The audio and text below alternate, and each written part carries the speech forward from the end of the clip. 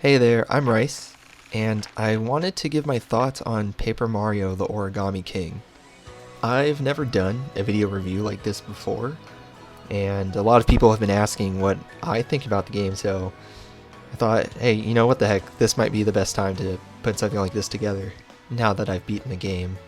So to give a little background on where I'm coming from with this series, I have played the Thousand Year Door over 12 times, Super and 64 3 times each.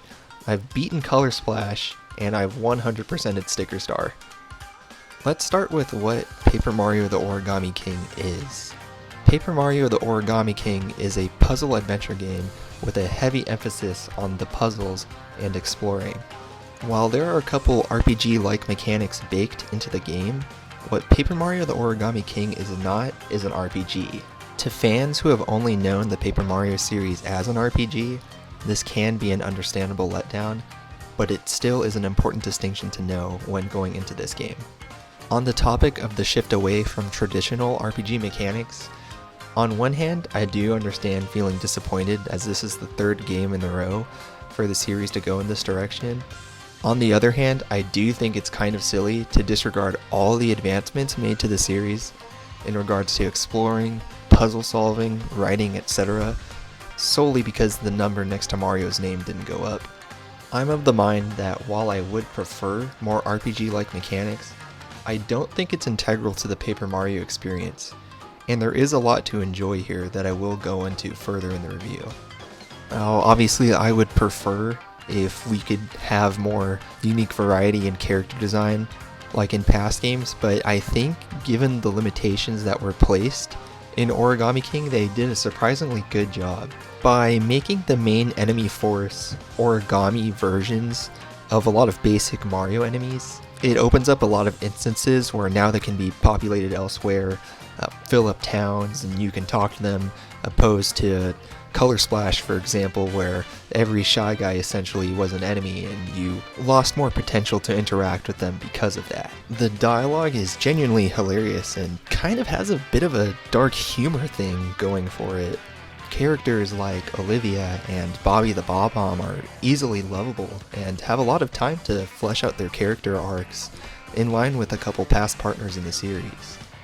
Reflecting back on it, I would say how they handled some elements of the story here is among the best in the series, and you may be surprised at the direction that the game goes in. Partners make a comeback too, but they act on more of a temporary/regional basis. I think this has its own pros and cons because you get characters that are able to really fulfill their role in the narrative and not feel sidelined, but sometimes you're left wanting more. Now, I'd say the next most important aspect to a Paper Mario fan is how is the battle system? And I think you can fall into one of two camps here. Paper Mario the Origami King uses a ring-based battle system where you have to shift and slide enemies and place them into good lineups so that you can optimize your damage output. For the puzzle enthusiast, this is a genuinely interesting battle system, and there's enough enemy variety that really spices up and adds new mechanics the further you progress throughout the game. On the other side, you may not like that every battle is a puzzle, even the lesser ones, but that's why I think it's important to know what type of game this is before you go into it. Where the battle system really shines though is in the boss battles. Instead of being in the center of the ring, you're now outside of the field trying to work your way in. There is a lot of strategy in trying to plan out your best route of attack, or maybe you need to pick up some hearts on the way for healing, or activate some triggers for a special move. Each boss offers a bevy of interesting mechanics and is among the best the series has ever seen in my opinion. Combined with music that's going way too hard for its own good, it makes for an incredibly satisfying experience when you can figure out the solution to some of these bosses. And while it is easy to meme on some of the boss designs for being general crafting things that you would see on a kindergartner's desk, I was pleased to find that there is a good chunk of unique, interesting boss designs not yet seen in the Paper Mario universe. Now that leads us to progression. If we're not using an XP format, then what are we gaining from battles? And the answer to that is coins. Lots and lots of coins. Now this isn't so bad on a casual playthrough. It's actually implemented pretty well into the game's economy. Pretty much everything in the game uses coins in some form. Progression gates, gear and accessories that you outfit Mario with to make yourself stronger in battle. Toads you find in the overworld will join you as audience members that watch you battle and can be called upon for a fee if you're struggling on some ring puzzles, on top of using coins to extend your puzzle timer if you need more of it.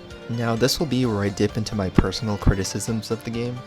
I've 100% completed my file of the Origami King, and I would say this perspective doesn't match up as well for someone with a more casual approach to the game, or casual skill level. The main issue that's been plaguing modern Paper Mario lies with how they've handled progression within the games. I've accepted that Paper Mario is an experimental series and have no problem with them making genre shifts with successive games. But the problem lies when you are still using the framework of classic Paper Mario and you have these longer turn-based battles but offer no incentive for working through them. Sticker Star was a huge offender of this. In Sticker Star and Color Splash, your entire moveset was inventory-based, one-time use attacks. This included healing items and special moves too. This means that almost every battle in those games would leave you with a net negative coming out of them as a result. Since you typically aren't getting rewards of equal or more value, why waste your one-time use attack cards on something you could be saving for a boss? Credit where credit's due, Color Splash did make an effort to address this issue from the past game and introduced somewhat of a hammer XP system.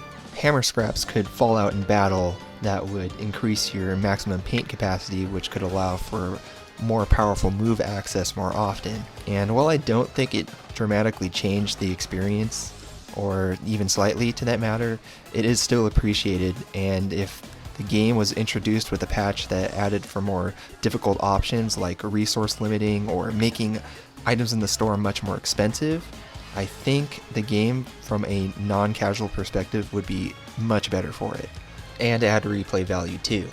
I would say Origami King takes more of a sidestep at addressing this issue. A lot of battles are story mandated, or enemy placement is put in such a way that it's guarding a chest or hidden item. Also, the fact that your attacks are no longer one-time use actions is an instant improvement and completely cuts out the aggravation of losing a powerful attack for seemingly nothing. Something that I do wish was that there was more variance in your combat options. They do a great job of adding a lot of new elements, especially by the end of the game, that make the ring fights more interesting in placements that you have to consider. But I think it would be really cool and complement the ring battle system a lot if they offered more gear or accessory options that allowed you to place enemies in different formations than is typically normal.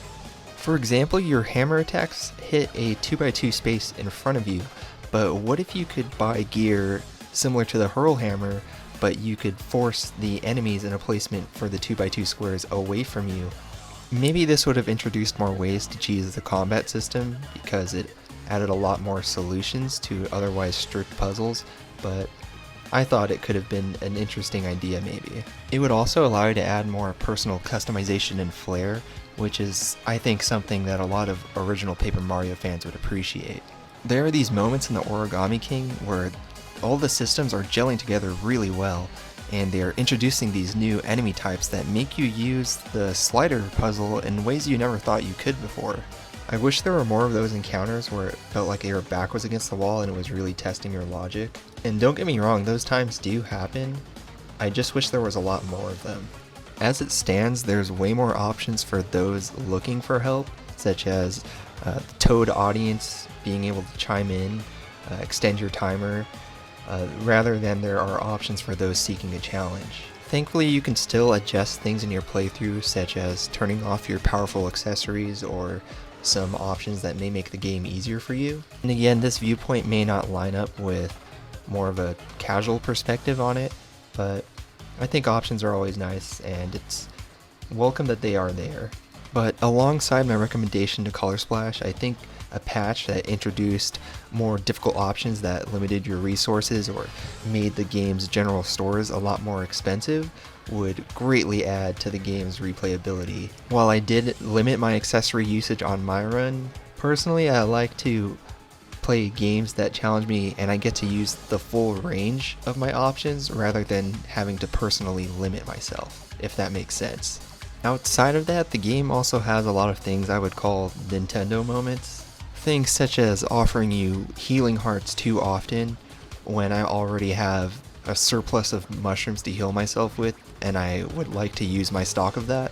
Or if I fail a logic puzzle in the overworld and the game is already pushing me a solution on failure 2.